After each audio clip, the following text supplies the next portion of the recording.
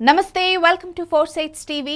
BRS ప్రభుత్వ హయాంలో విద్యుత్ కొనుగోలు ఒప్పందం, విద్యుత్ కేంద్రాల నిర్మాణంపై జస్టిస్ నరసింహారెడ్డి కమిషన్ విచారణ నిష్పక్షపాతంగా లేదని మాజీ ముఖ్యమంత్రి కేసీఆర్ అన్నారు. ఈ మేరకు విద్యుత్ విచారణ కమిషన్కు 12 పేజీల లేఖను కేసీఆర్ పంపించారు.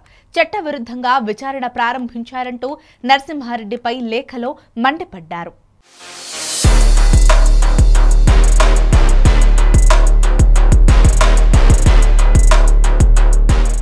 జస్టిస్ నరసింహారెడ్డి కమిషన్ విచారణ నిష్పక్షపాతంగా లేదని మాజీ ముఖ్యమంత్రి కేసీఆర్ అన్నారు.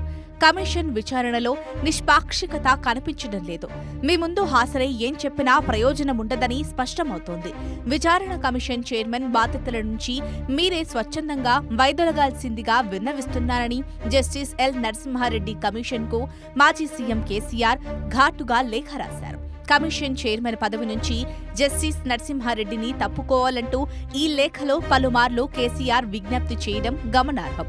యాదాద్రి, భద్రాద్రి విద్యుత్ కేంద్రాల నిర్మాణం, ఛత్తీస్గఢ్ నుంచి కరెంటు కొనుగోలు నిర్ణయాలపై ఈ నెల 15లోగా వివరణ ఇవ్వాలని కమిషన్ కేసీఆర్కు ఇటీవల నోటీసు పంపిన సంగతి తెలిసిందే.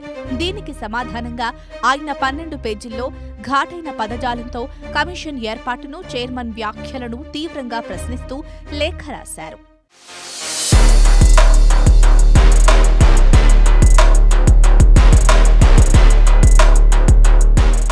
కరెంటు కొనుగోళ్లలో అవినీతి లేకపోతే కేసీఆర్ వాస్తవాలు వివరించాలని బండి సంజయ్ పేర్కొన్నారు.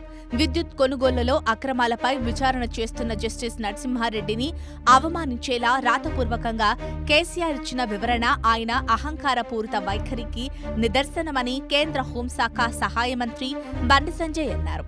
రాష్ట్ర ప్రభుత్వం చట్టబద్ధంగా నియమించిన కమిషన్కు కనీస గౌరవం ఇవ్వాలని ముఖ్యమంత్రిగా పనిచేసిన కేసీఆర్కు తెలియకపోవడం సిగ్గుచేటని వ్యాఖ్యానించారు.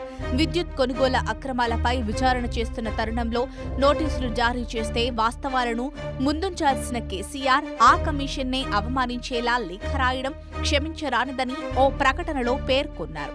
కమిషన్ ఏర్పాటు చేయడం చట్ట విరుద్ధమని పేర్కొన్న కేసీఆర్ వాదనలో పస ఉంటే కోర్టుకి ఎందుకు వెళ్లలేదని బండి సంజయ్ ప్రశ్నించారు.